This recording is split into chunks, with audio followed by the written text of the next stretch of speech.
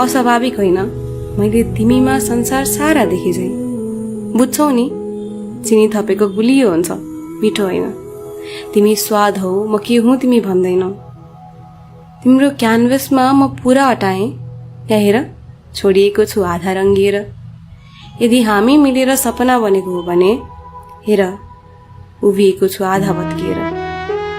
थाहा छ, सबै सधैँ रहने भए सायद उस्तै प्रिय नलाग्दा हुन्।